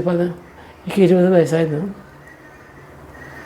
എന്തിനാണ് ഇത് പഠിക്കുന്നത്? നിങ്ങളുടെ നാട്ടിൽ എത്ര സുഖമായിട്ടുള്ള ഭരതനാട്യം എന്നൊരു കലയുണ്ട്, ഇത് പഠിക്കണം. ഇപ്പോഴും വലിയ കഷ്ടമാണ്, അത് പഠിക്കൂ, അതിനുശേഷം നമുക്ക് കാണാമെന്ന് പറഞ്ഞിട്ട് ആ ഒരു വാക്ക് മനസ്സാ വഹിച്ചുകൊണ്ട് ഈ ഇന്ത്യയിൽ വന്നിട്ട് ചെന്നൈയിൽ മുഴുവനും അന്വേഷിച്ച് നല്ല ഒരു ടീച്ചർ വേണം, നല്ല ശാസ്ത്രീയമായി എന്നെ പഠിപ്പിക്കാനുള്ളത്. അങ്ങനെ എല്ലാ ദിക്കിലും ചേർന്ന് എല്ലാവരോടും ചേർന്ന് അഭ്യർത്ഥിച്ച് ഒടുവിൽ ഗൗരിയമ്മാൾ എന്ന് പറഞ്ഞ ഒരു സ്ത്രീ ആ ദേവദാസിയിൽ പെട്ട ഇതാണ്. മൈലാപ്പൂർ അമ്പലത്തിലെ ദേവദാസിയാണ്. അവിടെ ദേവൻ പിന്നെ ഇത് ചുറ്റും അയച്ചിട്ട് പോകുന്ന സമയത്ത് ആദ്യം ഡാൻസ് ചെയ്യുന്ന ഒരു സ്ത്രീ, പിന്നീട് പിന്നെ നാഗസ്വരം, ഇതെല്ലാം ഇത് ചിന്നമേളം എന്ന് പറയും. ഡാൻസിന് അവർ ചെയ്ത് ചിന്നമേളം, ചെറിയ കുറവുള്ള, മറ്റേത് പെരിയ മേളം നാഗസ്വരം. അപ്പോൾ അങ്ങനെ 4 വശവും ഇങ്ങനെ ചുറ്റി വന്ന് ഇങ്ങനെ ആ സമയത്ത് അമ്മയെ കണ്ടത്. ഞാൻ ബ്രാഹ്മണ സ്ത്രീകൾക്കൊന്നും പറഞ്ഞു കൊടുക്കില്ല, ഞങ്ങൾ ചെയ്യാൻ പാടില്ല, ഞങ്ങളുടെ കുലത്തൊഴിലാണ്, ഞങ്ങളുടെ കുലത്തിലുള്ള ആൾക്കാർക്ക് പറഞ്ഞു കൊടുക്കുമല്ലോ. പിന്നെ എങ്ങനെയോ പറഞ്ഞ് വിഷമിപ്പിച്ച് എനിക്ക് പഠിക്കണം എന്ന് ആഗ്രഹമുണ്ട്. ഞാൻ പഠിച്ച് നീ എന്ത് ചെയ്യാം, എല്ലാവർക്കും ഈ ആർട്ടിനെ എല്ലാവർക്കും പറഞ്ഞു കൊടുക്കണം എന്ന് ആഗ്രഹമുണ്ട്. അങ്ങനെ അതേ മനസ്സിന് തൻ്റെ വശത്തേക്ക് ആശ്രയെ കൊണ്ടുവന്ന് പഠിപ്പിച്ച് അങ്ങനെ ഒരാൾ പഠിച്ചു. പിന്നീട് അവരെ മറ്റുള്ള ഗുരുക്കൾക്ക് പോയി. ആദ്യ ഗുരു പിന്നെ ഗൗരിയമ്മാളായിരുന്നു ഭരതനാട്യം പഠിപ്പിച്ചത്. അത് ശുദ്ധമായിട്ടുള്ള സ്റ്റൈലാണ്. കൈയെല്ലാം സംസാരിക്കും, അങ്ങനെ ആ മുദ്രകൾ സംസാരിക്കും. അതാണ് നമ്മൾ പറയും, മുദ്രകൾക്ക് ഒരു നമ്മുടെ മുഖ്യത്വം കൊടുക്കണം. അത് വെറുതെ ഇത് മാത്രമല്ല, നമ്മുടെ അത് മുഖചാപനീയം, പക്ഷേ അതിന് അനുകൂലമായി പോകുന്ന അർത്ഥമാണ്. അത് ഞാൻ പറഞ്ഞ ഹസ്തേന ആലംബയത് ഗീത ഹസ്തേന അർത്ഥം പ്രദർശിയത്. വായിക്കൊണ്ട് പാടുന്നുണ്ട്, നമ്മൾക്കത് ഓർക്കസ്ട്രയാണ്, പക്ഷെ നമ്മളതിൻ്റെ കൊടുക്കുന്ന അതിൻ്റെ മഹത്വം ഈ മുദ്ര കൊണ്ട് ആളുകൾക്ക് മനസ്സിലാക്കാനുള്ളത്. അപ്പോൾ ആ സ്ത്രീ ചെയ്യുന്നത് ഞാൻ കണ്ടിരുന്ന വയസ്സായ കാലത്താണ്. എന്നെയും ആ സ്ത്രീ ചന്ദ്രസുധ എന്ന് വിളിക്കുക. കണ്ണ് ഒറ്റ കണ്ണാണ്, പക്ഷേ അഭിനയെല്ലാം ആ വയസ്സിലും ആ മുഖം അഭിനയപ്രദമായി അങ്ങനെ ഭയങ്കര പറയാൻ പറ്റില്ല. അപ്പോൾ അങ്ങനെയുള്ള കാലത്ത് അമ്മ പഠിച്ച് ഇന്ന് സ്ഥാപനത്തെ ഇങ്ങനെ ഉണ്ടാക്കി വെച്ച് അത് മേലെ പോയിക്കൊണ്ടിരിക്കുന്നതാണ്. പെട്ടെന്നൊരു അധപ്പതനം വന്നു, പിന്നീട് അത് മുടച്ച് വന്നുകൊണ്ടിരിക്കുകയാണ്.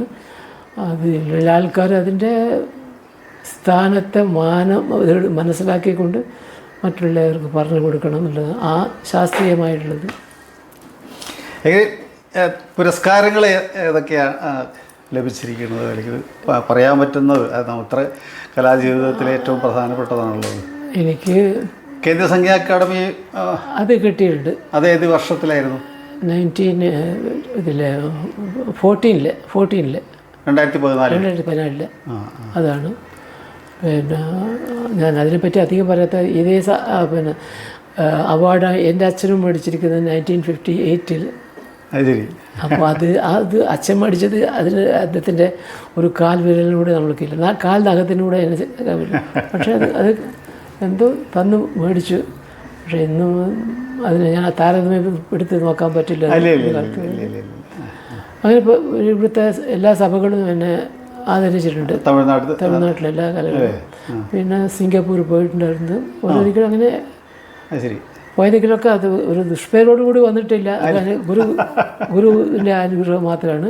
ഒന്ന് രുക്മിണിയമ്മയുടെ എനിക്ക് എത്രയും ഒരു സപ്പോർട്ട് ചെയ്ത് എന്നെ വളർത്തിയെടുത്തതാണ്. അതുകൊണ്ടാണ് ഇന്നും ഞാൻ, അല്ലെങ്കിൽ കലാക്ഷേത്രത്തിൽ ഒരു കാലം ഞാൻ വിട്ടുപോകേണ്ട സന്ദർഭം ഉണ്ടായിരുന്നു. അമ്മ നീ പോകരുത്, ഇവിടെ തന്നെ ഇരിക്കണം, ഞാൻ ചെയ്തിച്ച ഇതൊക്കെ കൊണ്ട് നടത്തണം എന്ന് എന്നോട് പറഞ്ഞ പ്രകാരം എനിക്ക് വേറെ ഒന്നും മനസ്സിൽ പെട്ടില്ല. എനിക്കൊരു നല്ല സ്ഥാപനത്തിൽ നിന്ന് ഒരു എന്താ പറയുക, ഒരു ജോലി എനിക്ക് വിളിച്ചു തന്നിരുന്നു, എടുത്തില്ല. അത് ഞാൻ കാണിച്ചു, ഇങ്ങനെ ഫോട്ടോയത്ത് കണ്ണിൽ നിന്ന് പെട്ടെന്ന് ജലധാര കണ്ട ശേഷം എനിക്ക് അമ്മ വേണ്ടത് കീറിക്കളഞ്ഞേക്കും. വേറെ എങ്ങും ഇടുന്നതല്ല അത് ഇവിടുന്ന് പിന്നെ നമ്മളെ ആശാനം ഇല്ലായിരുന്നു. എന്താ പറയുക, അഹമ്മദാബാദ് ദർപ്പണ ഇതിനകത്ത് നീ വരണം എന്ന് പറഞ്ഞു. അപ്പോൾ പോകാൻ പറ്റിയില്ല, സോറി എന്ന് പറഞ്ഞു. അവിടെ ചാത്തൂർ മണിക്കർ അപ്പം മരിച്ച ആ സമയത്താണ് വേണമെന്ന് പറഞ്ഞിട്ട് എന്നെ വന്ന് കണ്ടിരുന്നു, ഇവിടെ ഡാൻസ് വന്നിട്ട് കണ്ടിരുന്നു. അപ്പോൾ കഥകളി കണ്ടില്ല, ഞാൻ ഇത് ഡാൻസ് ഡ്രാമയിലൊക്കെ ചെയ്ത് കണ്ടിട്ട് മനസ്സിലായി നീ വരണം എനിക്ക് വരണം 2 പ്രാവശ്യം. അതൊക്കെ അമ്മയുടെ വാക്ക് ഞാൻ എന്നും നിരസിച്ചിട്ടില്ല. അച്ഛൻ്റെ വാക്കും തന്നെയായിരുന്നു. എൻ്റെ വയസ്സുകാലത്ത് എന്നെ നോക്കി രക്ഷിച്ചത് അമ്മയാണ്. തുച്ഛമായ ശമ്പളം എന്ന് ഞാൻ പറയില്ല, എന്നെ ജീവിച്ചത് എൻ്റെ അമ്മയാണ്. അതിനുള്ളൊരു കടമ നീ വിട്ടു പോകാൻ പാടില്ല, നിനക്കും സ്വാതന്ത്ര്യം നിൽക്കും. അപ്പോൾ അതെല്ലാം മനസ്സിലാക്കിച്ചുകൊണ്ട് ഞാൻ ഒന്നിനും പോയി തുനിഞ്ഞിട്ടില്ല. ഒരു പക്ഷേ പോയി എൻ്റെ ജീവിതം വ്യത്യാസമായിരിക്കും, ഇത് കാണുന്ന ജീവിതമല്ല. ഞാൻ തുനിഞ്ഞില്ല. കുടുംബം ലളിത എന്ന് പറഞ്ഞ ഒരു പയ്യന്നൂർക്കാരിയായിരുന്നു, പയ്യന്നൂർ. അപ്പോൾ എൻ്റെ അമ്മ നോക്കി വെച്ചതാണ് എനിക്ക്. എൻ്റെ സെലക്ഷനല്ല. അച്ഛൻ മരിച്ചതിന് ശേഷം കലാക്ഷേത്രത്തിൽ ഞാൻ പെൺകുട്ടിയുടെ കൂടെ പഠിക്കുന്ന ഇത് കോ എഡ്യൂക്കേഷൻ സെൻ്ററാണല്ലോ ഇത്. അപ്പോൾ എന്തും സംഭവിക്കാന്ന് പറഞ്ഞാൽ അമ്മ പേടിച്ചിട്ട് കല്യാണത്തിന് ഞാൻ പറഞ്ഞു, എനിക്കെന്താ ഒരു പഠിച്ച സ്ത്രീയാണ് വെച്ചാൽ ഒരു ജോലി എങ്ങനെ നോക്കാം, ഒരു ഞാൻ മാത്രം ജീവിച്ചിട്ട് ജോലി ചെയ്ത് പറ്റില്ല, അങ്ങനെ പഠിച്ചാണ്. അങ്ങനെ ആ കുട്ടിയെ ദിവസം സുബ്രഹ്മണ്യ ക്ഷേത്രത്തിൽ അമ്മ എപ്പോഴും മാസം കഴിഞ്ഞ് ഒരു അതിന് പോയി. അപ്പോൾ ഈ കുട്ടിയും പോരണത്രേ കണ്ട് പേരൊക്കെ ചോദിച്ച് ഈ പേരെന്തൊക്കെയാണെന്ന് പറഞ്ഞു. അപ്പോൾ ഇയാളെ പേരൊക്കെ പറഞ്ഞു. പിന്നെ അവർ തമ്മിൽ സംസാരിക്കാൻ തുടങ്ങി. കുടുംബത്തിലെ ആൾക്കാർ എന്നെ ചോദിച്ചിരുന്നു, എനിക്ക് അമ്മ ആരെ പറഞ്ഞാലും എനിക്ക് അങ്ങനത്തെ യാതൊരു സമ്പ്രദായം ഇവിടെ ഇല്ല, പോവില്ല. അമ്മ ഇഷ്ടപ്പെട്ട് ആരെ കഴിക്കാൻ പറഞ്ഞാലും ഞാൻ കഴിക്കാൻ തയ്യാറാണ്. അപ്പോൾ അങ്ങനെ അവർ നിശ്ചയിച്ച് എന്നോട് ചോദിക്കാതെ കണ്ടെന്നല്ല, അവർ വലിയ ആൾക്കാർ, മുതിർന്ന ആൾക്കാർ ചേർന്ന് ജാതകം ചേർത്ത് കെട്ടി എനിക്കൊരു കത്തയച്ചു. ഇന്ന തീയതിക്ക് ജനുവരി 27 ഇത് കല്യാണം നിശ്ചയിച്ചിരിക്കുന്നു, എല്ലാവരും കൂടിയിട്ട് നീ കല്യാണം കഴിപ്പിച്ച് കുട്ടിയെ കൂട്ടി കൊടുക്കണമെന്ന്. ആ കത്ത് ഞാൻ രുക്മിണിയമ്മ കൊണ്ട് കാണിച്ചു. എന്നാതെന്ന് ചോദിച്ചു. ഇല്ല അമ്മായിട്ടൊന്ന് ലെറ്റർ എന്നമ്മ അത് മലയാളത്തിലാണ്. അപ്പോൾ പറഞ്ഞു അമ്മ കരയാൻ തുടങ്ങി. ചുമ്മാ ഒരു കുട്ടിയെ പോലെ കരയാൻ. நீ கல்யாணம் பண்ணி போக போறியா? நான் உனக்கு ஒரு பொண்ணை நான் இங்கே பார்த்து வச்சுருக்கேன்னு. ഞാനൊരു കുട്ടിയെ കാണും, നല്ല കുട്ടി, ഞാൻ കല്യാണം ചെയ്ത് തരില്ലെന്ന് എന്തിനാണ് അവിടെ പോയത്? അമ്മയുടെ വാക്ക് എനിക്ക് തെറ്റാൻ പറ്റില്ല, അമ്മ അങ്ങനെ വേണം, ഒരു നല്ല കുട്ടി, പഠിച്ച കുട്ടിയാണ്. അയ്യോ നിശ്ചയം பண்ணியாச்சு, எல்லாரும் பெரியவாள் சேர்த்து போனது எனக்கு, நீங்கள் எனக்கு பர்மிஷன் கொடுக்கணும். நான் பர்மிஷன் தர முடியாது, தெரியல പറഞ്ഞു. എനിക്കറിയാം, കണ്ണിൽ വെള്ളം ഇതെന്ന് കണ്ടു. മനസ്സ് തൊട്ട് പറയാണിത്, நீ போகണ്ട. அப்புறம் நீ போனாக்கா நான் ஒன்று சொல்கிறேன், நாளைக்கு நீ ட்ரெயின் ஏறிப்போ, എൻ്റെ കയ്യിൽ ഒരു 5 രൂപ തന്നിട്ട് ടിക്കറ്റിന് വെച്ചിട്ട് പോയി ആ കുട്ടിയെ കാണണം. കണ്ട് ഇഷ്ടമായിട്ടില്ലെങ്കിൽ തിരിച്ച് വന്ന് എന്നോട് പറയണം, അമ്മയോട് പറയും വേണ്ട രുക്മിണിയമ്മ കണ്ടുവച്ചിട്ടൊരു കുട്ടി എന്ന് പറയണം. എങ്കിൽ ഞാൻ ഇവിടെ വെച്ച് സുഖമായി കല്യാണം ചെയ്ത് ഞാൻ വെക്കുമെന്ന് പറഞ്ഞു. ശരിയെന്ന് ഞാൻ മേടിച്ചു.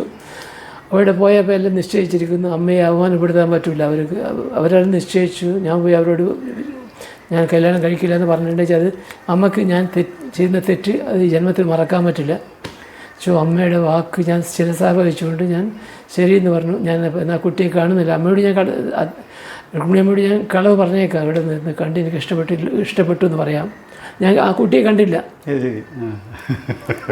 അപ്പോൾ അങ്ങനെ വന്ന് 10 ദിവസം കഴിഞ്ഞ് വന്ന് ഇവിടെ പറഞ്ഞു, ഇല്ല വേണ്ടാന്ന് പറഞ്ഞില്ലേ പറഞ്ഞു. ഞാൻ വേണ്ടാന്ന് പറഞ്ഞു. അപ്പോൾ വിടുന്നില്ല, അത് നല്ല കുഴந்தைയിരിക്കാൻ നന്നായിരിക്കും, പഠിച്ചിരിക്കാനൊക്കെ. ശരി വരേണ്ട നിശ്ചയിച്ചിട്ടൊക്കെ അങ്ങനെ കല്യാണം കഴിക്കാൻ എനിക്ക് ഇവിടെ പോകാനുള്ള കാശും മറ്റതൊക്കെ തന്ന് നീ കല്യാണം കഴിച്ചിട്ട് വരുമെന്ന് പറഞ്ഞു. ഞാൻ ആ കുട്ടിയും കൂട്ടി ഇവിടെ വരുന്നു. പിറ്റേ ദിവസം എനിക്ക് അമ്മയുടെ വീട്ടിൽ എനിക്കൊരു ഡിന്നർ ഏർപ്പെടുത്തിയിരിക്കുന്നു, മറ്റുള്ള ആൾക്ക് വീട്ടിൽ വെച്ചിട്ട്. ആർക്കും ചെയ്യാത്ത സംഗതിയാണ്. അത്രത്തോളം എന്നൊരു സ്വന്തം മകനെ പോലെ കണ്ട് ആ അമ്മയുടെ കൂടെ ഇരുന്ന്, ഞാൻ ഈ ഭാഗത്ത്, ലളിത ഈ ഭാഗത്ത്, അമ്മ നടുക്കിരുന്നിട്ട് ഞങ്ങളെല്ലാവരും ഭക്ഷണം കഴിച്ച് വന്നു. അങ്ങനെ വളർന്ന സ്ഥാപനത്തോട് ഞാൻ ഒരു കാലത്ത് ചെയ്യില്ല. മക്കൾ ഒരു മൂത്ത മകൻ മൃദംഗിസ്റ്റാണ്, ഒരു BA പഠിച്ചിരിക്കുന്നത്. ഒരു നല്ല മൃദംഗം വായിക്കും, കുറച്ച് ഡാൻസൊക്കെ പഠിച്ചിട്ടുണ്ട്. നല്ല കല്യാണം കഴിച്ച് ഇവിടെ പയ്യന്നൂരുടെ ഒരു ഷോപ്പോ എന്തോ നടത്തി കൊടുക്കൊണ്ടിരിക്കുന്നുണ്ട്. അപ്പോൾ ജനാർദ്ദൻ സാറിൻ്റെ കലാരംഗത്തെ ഒട്ടനവധി അനുഭവങ്ങൾ പറഞ്ഞു കഴിഞ്ഞു. വ്യത്യസ്തമായിട്ടുള്ള അനുഭവങ്ങൾ ഒരു കലാകാരൻ്റെ ജീവിതത്തിലെ ഒട്ടനവധി അനുഭവങ്ങളുണ്ടായിട്ടുണ്ടാവും. അത് വളരെ വ്യത്യസ്തമായിട്ട് തന്നെ ഞാൻ അവതരിപ്പിച്ചു. പക്ഷേ എനിക്ക് ഈ പഠനവും കലയും ഒപ്പം ചേർന്നുകൊണ്ട് തന്നെ വ്യത്യസ്ത മേഖലയിലുള്ള കലാകാരന്മാർ, അല്ലെങ്കിൽ അത് വാദ്യമാവട്ടെ, സംഗീതമാവട്ടെ, അല്ലെങ്കിൽ ചുട്ടിയാവട്ടെ, ആഹാരമാവട്ടെ, അത്തരം കലാകാരന്മാരുടെ ആയുള്ള ബന്ധങ്ങളൊന്ന് ചെറുതായിട്ടൊന്ന് ഓർമ്മിച്ചെടുത്താൽ. എനിക്ക് കലാക്ഷേത്രത്തിൽ വന്നതിന് ശേഷം കിട്ടിയ അനുഭവങ്ങൾ പറഞ്ഞറിയിക്കാൻ പറ്റാത്ത വിധത്തിലാണ് കലാകാരനെ പറ്റിയോ വിവിധ കലാരൂപങ്ങളെ പറ്റിയും. ഒന്ന്, ഞാൻ കലാക്ഷേത്രത്തിൽ എനിക്ക് കിട്ടിയത് ആദ്യമായി പറയേണ്ടത്, എനിക്ക് രുക്മിണി ദേവിയെ കാണാനും അദ്ദേഹത്തെ അമ്മയുടെ കൂടെ വളരാനും സാധിച്ചതിൽ എന്നെ ഒരു മകനായി കണ്ട് എനിക്ക് കെട്ടാൻ പറ്റാത്ത സംഗതികളൊക്കെ സാധിപ്പിച്ചു തന്നതിൽ എനിക്ക് എൻ്റെ ജീവിതത്തിൽ ഞാൻ പറഞ്ഞറിയിക്കാൻ പറ്റാത്ത വിധത്തിലാണത്. ആരും പറഞ്ഞറിയിക്കാൻ പറ്റാത്ത വിധമാണ്. അത് മേലെയാണ് എനിക്ക്. ഒന്ന്, എൻ്റെ അച്ഛന് വേണ്ടി ഒരു വലിയൊരു കലാകാരന് ഞാനൊരു മകനായി ജനിക്കാൻ ഈ ജന്മത്തിൽ സാധിച്ചതിൽ ഞാൻ ദൈവത്തോട് ഞാൻ കടമപ്പെട്ടവനാണ്. പിന്നെ എനിക്ക് കേരളത്തിലെ കഥകളി എന്ന് പറയില്ല, ഇന്ന് കേരളത്തിലുള്ള ആ കഥകളി എന്ന് പറയുന്നത് എൻ്റെ ജീവനാണ്. ഇന്ന് ശ്വസിക്കുന്നത് എൻ്റെ ശ്വാസോച്ഛ്വാസം മുഴുവനും കഥകളിയാണ്. ഞാൻ സധൈര്യം പറയുകയാണ്, എനിക്കത് അത് ചെയ്ത് വളർന്നു വരാൻ സാധ്യതകൾ എനിക്ക് കുറച്ച് ദുർലഭമായിരുന്നു. കാരണം ഞാൻ രുക്മിണിമക്ക് ഒരു കടപ്പെട്ടവനായിരുന്നു. എന്നെ വളർത്തിയെടുത്തത് അവരാഗ്രഹത്തിനനുസരിച്ച് ഞാൻ എനിക്ക് കലാക്ഷേത്രത്തിൽ നിൽക്കേണ്ടി വന്നു. എനിക്ക് കലാക്ഷേത്രത്തിൽ പഠിക്കുമ്പോൾ തന്നെ ഗവൺമെൻറ് സ്കോളർഷിപ്പിൽ 2 വർഷം എനിക്ക് കൃഷ്ണനാരാശൻ്റെ കൂടെ എനിക്ക് ജീവിക്കാൻ 2 വർഷം, അങ്ങനെ 2 വർഷക്കാലം ആശാൻ്റെ കൂടെ ഒരു ഗുരുകുല സമ്പ്രദായത്തിൽ എനിക്ക് മാത്രം അദ്ദേഹം ചിലവഴിച്ച ആ സമയത്ത് അവിടെ വെച്ച് എനിക്ക് ആശാനെ കാണാനും ആശാൻ്റെ ബഹുശിഷ്യന്മാരെ ഒരുപാട് ആൾക്കാരെ കാണാൻ, പീതാംബരൻ, അപ്പു മറ്റുള്ള എല്ലാവർക്കും അവരെ കാണാനും അവിടെ എനിക്ക് പാട്ടുപാടി സഹായിച്ച് ചിലരുടെ അടുത്തിന് ചെണ്ട നമ്മൾ കലാമണ്ഡലം കേശനാശാൻ, മറ്റ് തങ്കപ്പണിക്കരാശാൻ എനിക്ക് ഏറ്റവും കൂടുതൽ, പിന്നെ കൃഷ്ണനാരാശൻ തന്നെയാണ് ഇന്ന് എനിക്ക് കഥകളി വല്ലതും ചെയ്ത് കാണിക്കാൻ ഒരു ചെറിയൊരു കഴിവുണ്ടെങ്കിൽ എൻ്റെ അച്ഛന് ശേഷം ആശാനാണ് എന്നെ അതിൽ കംപ്ലീറ്റ് ചെയ്തിരിക്കുന്നത്. അപ്പോൾ അതിൽ നിന്ന് എനിക്ക് കിട്ടിയത് പറഞ്ഞറിയിക്കാൻ പറ്റുന്ന ചില സംഗതികളൊക്കെയാണ് അഭിനയ പാഠവങ്ങൾ. ആശാൻ്റെ വിധത്തിൽ അത് അദ്ദേഹത്തിന് തന്നെ എടുക്കുന്നു. അവിടെ വെച്ച് തന്നെ കലാമണ്ഡലം രാജൻ ആശാനെ കണ്ടിരുന്നു. അത് എനിക്കൊരു വല്ലാത്ത, എന്നെ വളരെ സ്നേഹമായിരുന്നു. അവിടെ വെച്ച് ആശാൻ്റെ കൂടെ ചില സമയത്ത് സന്ദർഭങ്ങളിൽ എനിക്ക് കൂട്ടുവേഷം ആശാൻ കലാക്ഷേത്രത്തിൽ തന്നെ ആശാൻ ഉള്ള സമയത്ത് ഞാൻ ആശാൻ ദ്രവദ്രോഹം ചെയ്ത് ഞാൻ ആ സമയത്ത് ചെറിയ ഒരു ദുശാസനായിട്ട്, വലിയ കുറ്റിച്ചാമരം വെച്ചിട്ടല്ല, ചെറിയ ഇത് നമ്മുടെ കേശവാലം പിടിച്ചിട്ട് ആശാൻ ചെയ്താൽ മതി പറഞ്ഞിട്ട് അങ്ങനെ ചെയ്യാനുള്ള സന്ദർഭം എനിക്കുണ്ടായിരുന്നു ആ കലാക്ഷേത്രത്തിൽ വെച്ചിട്ട്. അപ്പോൾ ആ സമയത്ത് കേരളത്തിലെ എല്ലാ പ്രഗത്ഭരായ കഥകളി ആചാര്യന്മാരും അതിന് സംബന്ധിച്ച മേളങ്ങളും പാട്ടുകാരും എനിക്കിപ്പോൾ എന്നോട് കൂടെ സംസാരിച്ചുകൊണ്ടിരിക്കുന്ന എനിക്ക് സഹോദര തുല്യമായിട്ടുള്ള എനിക്ക് എൻ്റെ വിദ്യയ്ക്ക് മേലെയുള്ള ഒരു കഴിവുള്ള ഒരു ആശാനാണ് ഉണ്ണികൃഷ്ണൻ ആശാൻ എന്ന് പറയുന്നത്. അദ്ദേഹം ഞാൻ ചെറുപ്പത്തിൽ കലാക്ഷേത്രത്തിലുള്ള സമയത്ത് എത്രയോ കഥകളിക്ക് വായിച്ച് എനിക്ക് ആ ദിവസങ്ങളൊക്കെ ഇപ്പോൾ ഓർമ്മ വരുന്നു. ഓരോ കള വന്നിട്ടും അവർ എന്നെ വന്ന് കണ്ട് ചെറിയൊരു ഇൻ്റർവ്യൂ എടുക്കാനുള്ള ഒരു സന്ദർഭം എനിക്ക് കിട്ടിയതിൽ വളരെ ദൈവത്തോട് ഞാൻ കൃതജ്ഞത പറഞ്ഞു കൊടുക്കുന്നു. അതിനുശേഷം അവിടെ ചന്ദ്രമണ്ണാട് ആശാൻ, കൃഷ്ണൻകുട്ടി ആശാൻ വന്നിരുന്നു കലാക്ഷേത്രത്തിൽ, അവിടെ വെച്ച് കണ്ടിരുന്നു. പിന്നെ ഗംഗാധരൻ ആശാൻ, നീലകണ്ഠ നമ്പൂരി ആശാൻ, ഇവരൊക്കെ പാടി കൂടെ ഒരു അധിക ദിവസങ്ങളില്ലെങ്കിലും ഓരോരോ കഥ പാടിയിട്ടുണ്ട് അവരോട് ചേർന്ന്. അതായത് ഞാൻ എൻ്റെ ജീവിതത്തിൽ കിട്ടാത്ത ഒരു സന്ദർഭമാണ്. വേറൊരു സ്ഥലത്ത് എനിക്കിങ്ങനെ ആ കഥകളിലൊക്കെ പങ്കെടുക്കാൻ സാധിച്ചിരിക്കുന്നു. അതുകൊണ്ട് തന്നെ എല്ലാ കലാമണ്ഡലത്തിൽ പഠിച്ച എല്ലാ അന്നത്തെ സീനിയർ ആർട്ടിസ്റ്റ് എല്ലാം രാമകുട്ടി നാരാശൻ്റെ കൂടെ ഇന്നും എനിക്ക് ഇരിക്കാൻ പറ്റിയിരുന്നു. പിന്നെ പത്മനാഭ നാരാശനോട് അവിടെ ചൊല്ലിയാട്ട സമയത്ത് അവിടെ പോയിട്ട് ഇവിടത്തേക്ക് കൃഷ്ണകുമാരനെ ഇവിടത്തേക്ക് കലാക്ഷേത്രത്തിലേക്ക് വരുത്താൻ വേണ്ടിയിട്ട് അദ്ദേഹം ആശാനെ ബന്ധിക്കുന്നു. അങ്ങനെ ആ സമയത്ത് ഗോപി ആശാനെ പറ്റി എല്ലാം, ഗോപി ആശാൻ ഇവിടെ വന്നാലും കാണാറുണ്ട്, നന്നായി സംസാരിക്കാറുണ്ട്. കൃഷ്ണനാരാശൻ ഗോപി ആശാനെ പറ്റി എന്തൊക്കെയോ പറഞ്ഞിരിക്കുന്നു. അതിനാൽ തന്നെ എനിക്ക് ശേഷം ഒരുപക്ഷെ ഗോപിയായിരിക്കും എൻ്റെ ഈ സമ്പ്രദായത്തെ കൊണ്ട് നടക്കുക, ഇങ്ങനെ എന്നോട് പറഞ്ഞിരിക്കുന്നത് എന്നെ ചൊല്ലിയാട്ട സമയത്ത്. അപ്പോൾ ഇങ്ങനെയുള്ള പ്രഗത്ഭരായ ഈ കലാകാരന്മാരോടുകൂടി ഒരു നിമിഷമെങ്കിലും എനിക്ക് ജീവിക്കാൻ പറ്റിയെന്ന് പറയുന്ന സമയത്ത് ഞാൻ ജീവിതത്തിൽ എന്ത് ചെയ്തു, എന്ത് ഭാഗ്യം ചെയ്തു, എൻ്റെ മുൻജന്മ ഒരു ഭാഗ്യം മാത്രമേ ഞാൻ പറയുള്ളൂ. എന്താ ചെയ്തിരിക്കുന്നത്, ഇന്നും ഞാൻ കഥകളിയെ വിളിച്ചാലും ചില സന്ദർഭങ്ങളിൽ പോകാൻ പറ്റാത്തൊരു നിലയുണ്ടായിരുന്നു കഥകളി പറഞ്ഞിട്ട്. അങ്ങനെ എൻ്റെ കലാജീവിതം തന്നെ അരങ്ങിൽ പോയി ചെയ്തിട്ടില്ലെങ്കിലും മറ്റുള്ളവരോട് ചേർന്ന് ആ സംഗമം തന്നെ എനിക്ക് എന്നും അത് രുചിച്ചു കൊണ്ടിരിക്കുന്നു. എത്ര കാലം ഈ കലാരംഗത്ത് ധാരാളം അനുഭവങ്ങളുള്ള അങ്ങ് ഇപ്പോൾ ഒരു 50-60 കൊല്ലം പഴക്കമുള്ള കല കണ്ടും പഠിച്ചും പരിശീലിച്ചിട്ടുള്ളത് ഇപ്പോൾ ഈ പുതിയ കാലത്തിലെ കലാകാരന്മാരോട് ഈ കലാപ്രസ്ഥാനങ്ങളോട് എന്താണ് അവരെക്കുറിച്ച് അവരോട് പറയാനുള്ളത്? എനിക്കൊന്നും അല്ല, നമ്മൾക്ക് ഇപ്പോൾ കിട്ടിയ ഈ കല പുരാതന കലകളാണ്. ഇപ്പോൾ ആചാര്യന്മാരിൽ നിന്ന് കിട്ടിയതാണ്. അവരൊക്കെ ജാമ്പവാന്മാരായിരുന്നു. ആ കലകൾ ഓരോ കലയിലും എല്ലാവരും തന്നെ അത്ര അധ്വാനിച്ചിട്ട് വളർത്തിയെടുത്ത ഈ കലകൾ നമുക്ക് സുലഭമായി തന്ന ആ പരിപൂർണമായി അംഗീകരിക്കപ്പെട്ട ഒരു കല ഈ ഭാരതീയ ശാസ്ത്രീയ നടനങ്ങൾ, അതെല്ലാം അത്രയും അവർ രുചിച്ച് നമ്മൾക്കും രുചിക്കാൻ വെക്കാൻ തന്ന ഒരു അതിൻ്റെ ആ അനുഭവം ഒട്ടും മാറ്റാതെ അതിൻ്റെ സ്ഥിതിഗതികൾ മനസ്സിലാക്കി അങ്ങനെ തന്നെ മറ്റുള്ള കലാകാരന്മാർക്ക് വളർന്നു വരുന്ന കലാകാരന്മാർ അങ്ങനെ തന്നെ പോകണം. ഇന്ത്യയുടെ ഈ പാരമ്പര്യത്തെ അങ്ങനെ തന്നെ നമ്മൾ കെട്ടി സൂക്ഷിക്കണം എന്നുള്ളതാണ് എൻ്റെ ഒരിത്. അങ്ങനെ വളരെ ഇത്രയധികം സന്തോഷം എന്ന് പറയാൻ പറ്റില്ല. ഞാൻ കുറേ കാലമായി കലാക്ഷേത്രത്തിലുണ്ട്. സാറിനായിട്ടും അരങ്ങിലും സൗഹൃദ സംഭാഷണം ഉണ്ടായിട്ടുണ്ട്. പക്ഷേ ഇങ്ങനെ എനിക്കെൻ്റെ ഒരു ധാരാളം അല്ലെങ്കിൽ ഒരു മനസ്സിലുണ്ടായിരുന്നൊരു സ്വപ്നമാണ് അങ്ങയുടെ അനുഭവങ്ങളൊന്ന് രേഖപ്പെടുത്തി വയ്ക്കുക എന്നുള്ളത്. അത് സാധിച്ചതിൽ എനിക്ക് വളരെ സന്തോഷമുണ്ട്.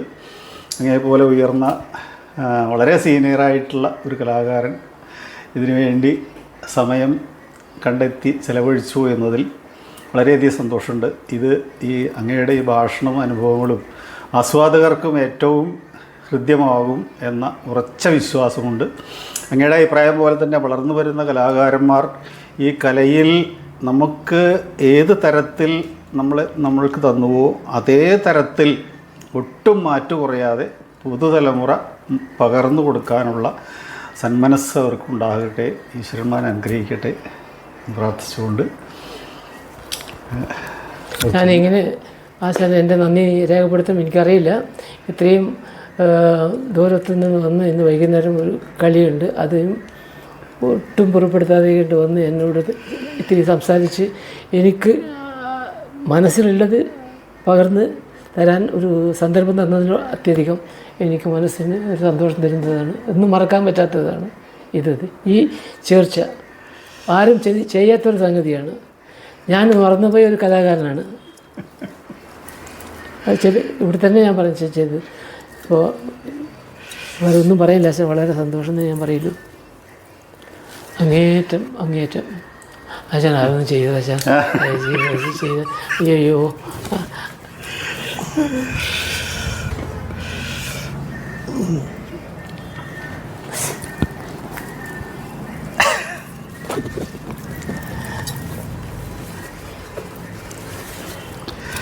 ചെയ്താച്ചാ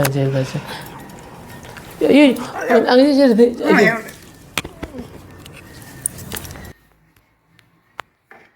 അച്ഛൻ്റെ ഇതാണ്. ഇയാളാണ് കുഞ്ഞിരാമൻ എന്ന് പറഞ്ഞത്, ആദ്യത്തെ അമ്പുപണിക്കർ മകൻ. ശരി. അയാൾ ഇപ്പോഴില്ല, മരിച്ചുപോയി. ഇയാൾ ദയാനന്ദ് പറഞ്ഞ കോഴിക്കോട്. ശരി. ഇത് പശുപതി എന്ന് പറയും. മ്യൂസിഷ്യനായിരുന്നു. അച്ഛനെ വളരെ ഇഷ്ടമായിരുന്നു. ഈ വയസ്സിലാണ് അച്ഛൻ വന്നത്. ഇത് തലമുടിയൊക്കെ ഇങ്ങനെ കെട്ടിയിട്ടുള്ളത്. ഇത് വേറെ ഒരു തഞ്ചാവൂരുകാരൻ തമിഴനാണ് അയാൾ. ഇവർ അച്ഛനോട് വളരെ താല്പര്യമുള്ളവർക്ക് എപ്പോഴും മരിക്കുന്ന സമയത്തും പറയുമല്ലോ കൂടി. ഇത് അച്ഛൻ്റെ വേഷങ്ങൾ. ഇതവിടെ പിന്നെ അവാർഡ് കിട്ടിയ സമയത്ത് ഒരു ചൊല്ലുപാട്ടുണ്ടായിരുന്നു. ഇത് കൈലാസത്തിലിടണം ചെയ്യാൻ വേണ്ടിയിട്ട്. എണീക്കാൻ പറ്റാത്തൊരു അവസ്ഥയായിരുന്നു. അത് പുരന്ദരദാസ ഞാൻ ഡാൻസ് ഞാൻ കൊറിയോഗ്രാഫി ചെയ്യുന്ന കലാക്ഷത്തിന് വേണ്ടി. പുരന്ദരദാസ എൻ്റെ അമ്മയാണ്. ഇത് ധനഞ്ജനും ഞാനും ബാലഗോപാലനും അച്ഛൻ പഠിപ്പിക്കുന്ന കലാക്ഷത്തിൽ അടയാറുള്ള സമയത്ത് ഇത് അച്ഛൻ ബാലഗോപാലൻ, ഇത് ഞാൻ ധനഞ്ജയൻ. ഇതാരാ? ധനഞ്ജയൻ ധനഞ്ജയ് സാറ് ശരി. ആ അത് രാജീവ് ഗാന്ധി വന്ന സമയത്ത്. ഇത് പ്രസിഡന്റ് വന്ന നമ്മുടെ പ്രണാബ് മുഖർജി ഇലക്ഷന് വന്ന സമയത്ത്.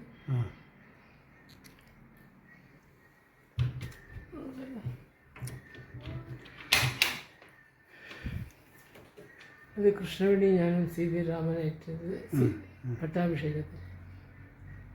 ഇത് രുക്മിണിയമ്മയും ഞാനും അത് ഇതെടുക്കണം, ഫോട്ടോ എടുക്കണം. അല്ലേ എടുക്കുന്നുണ്ട്.